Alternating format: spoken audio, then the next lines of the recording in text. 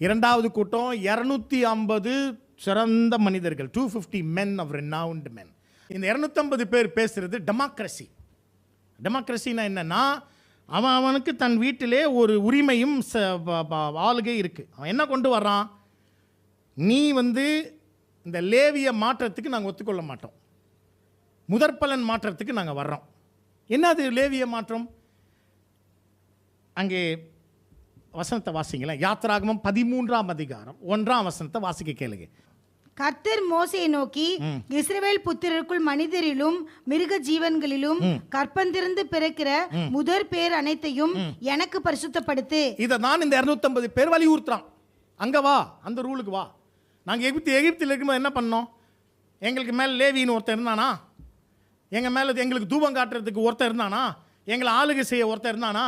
நாங்கள் தானே அவங்க வீட்டில் நாங்கள் பலியை அடிச்சுக்கிட்டோம், ஒரு ஆடையை பிடிச்சி அடிச்சுக்கிட்டோமா? நாங்களே ஜெபம் பண்ணிக்கிறோம். அது என்ன காலைல 4 மணி ஜெபம்? நாங்களே வீட்டில் ஜெபம் பண்ணுறோம். அப்படித்தானே எகிப்து. What a way to praise the Lord. நாங்கள் எகிப்தில் என்ன பண்ணோம்? ரட்சிக்கப்படுமே என்ன பண்ணோம்?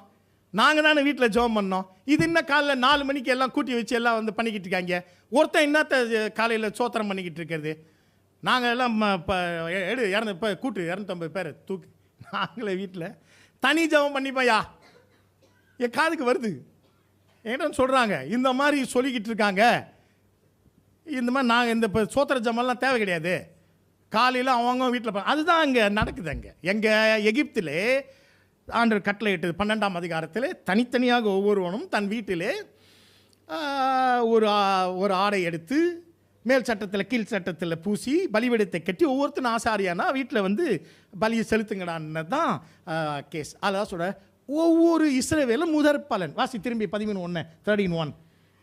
கர்த்தர் மோசேயை நோக்கி, இஸ்ரவேல் புத்திரருக்குள் மனிதரிலும் மிருக ஜீவன்களிலும் கற்பம் திறந்து பிறக்கிற முதற் பேர் அனைத்தையும் எனக்கு பரிசுத்தப்படுத்து. எல்லாமே முதல். அப்போ இவன் இந்த 250 பேர் அந்த கான்செப்டில் உட்காந்துக்கிட்டு இருக்கான். அப்படி தானே ஆண்டு சொல்லியிருக்கிறார். டெமோக்ராட்டிக்கல் வர்ஷிப்புக்கு வராங்க. நாங்களே பார்த்துக்கிறோம். இது என்ன இந்த ஆரோனு மணி ஆட்டிக்கிட்டு இருக்கிறது, ஆரோனு தூபம் காட்டிக்கிட்டு இருக்கு. தூக்கடா எல்லாரும் தூபத்தை 14ஆம் அதிகாரத்தில் போனீங்கன்னா 250 பேர் தூபத்தை தூக்கிட்டான். 250 பேர் தூபத்தை தூக்கி ஆட்டிக்கிட்டு இருக்கான். அப்போ இந்த 250 பேர் பிரச்சனையை உங்களுக்கு நான் சொல்லிக்கிட்டு இருக்கேன். டெமோக்ரஸிக்கு வா அப்படின்றான். வா, நீ அங்கே என்ன செஞ்சாங்க அதுக்கு போகலாம், வா, எல்லாம் அவன் நாங்கள் காட்டிக்கிறியா தூபம் என்று 13ஆம் அதிகாரம் 1ஆம் வசனத்திலே ஒவ்வொரு முதற் பேர் பிறக்கிற கர்ப்பம் திறக்கிற ஒவ்வொன்று முதற் பேர். ஸோ 250 ஃபர்ஸ்ட் பார்ன்ஸ் நிற்கிறான். குவாலிட்டி பீப்புள் எல்லாம் சும்மா சாதாரண ஆள் கிடையாது. எல்லாம் ஹை ரேஞ்ச் மக்கள், highly qualified first borns. But today 250 top class first borns நிற்கிறான். இவன் என்ன சொல்கிறான்?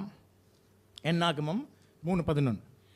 பின்பு கர்த்தர் மோசேயை நோக்கி இஸ்ரவேல் புத்திரரில் கற்பம் திறந்து பிறக்கிற முதற் பேரான யாவுக்கும் பதிலாக இந்த பதிலாகன்றதை இந்த 250 பேர் ஒத்துக்கல.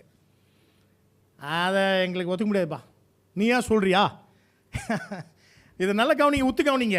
திரும்பி வாசி அந்த 11ஆம் வசனத்தை. பின்னும் கர்த்தர் மோசேயை நோக்கி இஸ்ரவேல் புத்திரரில் கற்பம் திறந்து பிறக்கிற முதற் பேரான யாவுக்கும் பதிலாக, அதாவது யாத்திராகமம் 13ஆம் அதிகாரம் 1ஆம் வசனத்துக்கு பதிலாக இங்கே மாற்றி அமெண்ட் பண்ணுது. சட்டத்தை திருத்தி எழுதுறாங்க. 3:11 திருத்தி எழுதுன்றார். என்ன அது திருத்தி எழுதுறது? வாசி. நான் லேவியரை இஸ்ரவேல் புத்திரரிலிருந்து எடுத்துக்கொண்டேன். இஸ்ரவேலின் புத்திரரிலிருந்து எடுத்துக்கொண்டேன். அவர்கள் என்னுடையவர்களாக இருக்கிறார்கள்.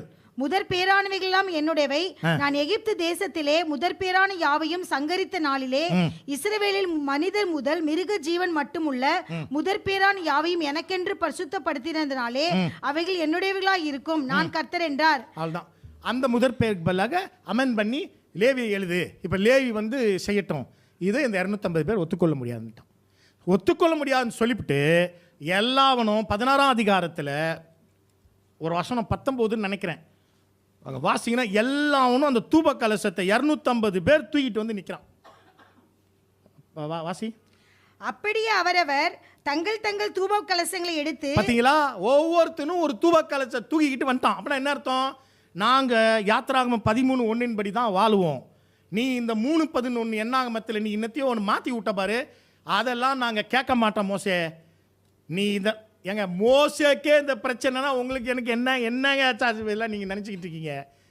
எப்படியாப்பட்ட மோசேயே தலையை உருட்டி விட்டாங்க. யோசி, நீங்கள் ஜஸ்ட் இமேஜின் த கண்ணை மூடி ட்ரமாட்டைஸ் பண்ணி படுத்துப்பார், யோசிச்சுப்பார், படுத்து யோசிக்கிங்க. என்ன ஒரு அம்மா படுத்து யோசிக்க சொல்லிச்சு, நான் சொல்கிற படுத்து யோசிங்க. யோசிச்சுப்பார். இந்த மோசே தேவன் தான் ஐயா சொன்னார், ஏன்டா எல்லாம் கலசத்தை தூக்கிட்டு வரீங்க? என்னைக்கா யோசிச்சிங்களா? 250 பேர் அவன் கலசத்தை ஏன் தூக்கிட்டு வந்தான்? அவன் என்ன சொல்கிறான்? எங்களுக்கு டெமோக்ரஸி கொடு, எங்களுக்கு தியாக்ரஸி வேணாம். தியாக்ரஸின்னா என்னன்னா தேவன் ஆள்றது. நாங்களே ஆட்டிப்போம், மணி ஆட்டுவோம், இதை ஆட்டுவோம், எங்கள் வீட்டு உள்ள நாங்கள் எல்லாம் பண்ணுவோம். இந்த காலை 4 மணி ஜபம்லாம் நீயே வச்சுக்க, அதெல்லாம் தேவை கிடையாது, சுவிச் ஆஃப். அப்போ இதெல்லாம் நமக்கு தேவை கிடையாது. எல்லாத்தையும் அடிச்சு காலைல 4 மணி ஜபத்தில் உடைங்க. 4 மணி ஜபத்தை குற்றப்படுத்துறது யாருடைய பிரச்சனை? 250 முதற்பேருடைய பிரச்சனை. நீ முதற்பேர் தான், அதில் எந்த சந்தேகம் இல்லை. யோ ஃபர்ஸ்ட் பான்ஸ் புகழ தானே செய்கிறேன். முதற்பேர் ஃபர்ஸ்ட் பான், ஆவின் முதற் பலனை பெற்றவர்கள். ஏன் நீங்கள் கலசத்தை தூக்கிட்டு ஆடிக்கிட்டு இருக்கீங்க? இங்கே 19 வாசி 19 அவன் அப்படியே அவரவர் தங்கள் தங்கள் தூபங்கலசங்களை எடுத்து அவைகள் அக்கினிகளை தூப வர்க்கத்தையும் போட்டு ஆசரிப்பு கூடார வாசலுக்கு முன்பாக வந்து நின்றார்கள். வந்து நின்று ஆட்டிக்கிட்டு இருக்க. நீ ஏன் ஒரு விஷயத்த சொல்லிக்கிட்டு இருக்க? ஆசரிப்பு கூடார வாசல்ல நின்று கத்துற, இதை மணியை ஆட்டிக்கிட்டு எங்ககிட்ட இருக்கு தூபம். என்ன கொடுமை! அப்படிலாம் நம்ம செய்யக்கூடாது. சிம்பிளாக நான் சொல்லி விடுறேன். அப்போ இப்போ 3:11 அவர்கள் மறுதளித்தார்கள். 3:11 என்னாகமத்தை நாங்கள் ஏற்றுக்கொள்ள முடியாது. லேவி ஆட்டுறது எங்களுக்கு பிடிக்கலை, ஆரோன் இங்கே நிற்கிறதுலாம் பிடிக்கலை, நாங்கள் தான் பண்ணுவோம். அதற்கு தண்டனை என்ன? அதற்கு தண்டனை தான் 35ஆம் வசனத்தை வாசிக்கல. 35 verse 35. அக்கினி கர்த்தருடைய சந்நிதியிலிருந்து புறப்பட்டு தூபம் காட்டின 250 பேரையும் பட்சித்து போட்டது. தூபம் காட்டின 250 பேரையும் பட்சித்து போட்டது. அந்த 250 பேரும் டெமோக்ரஸியை கேட்டாங்க இல்லையா? நாங்களாம் தனித்தனியாக. அதை தான் இன்னைக்கு கிறிஸ்தவ உலகம் கேட்டுட்டு கிடக்குது.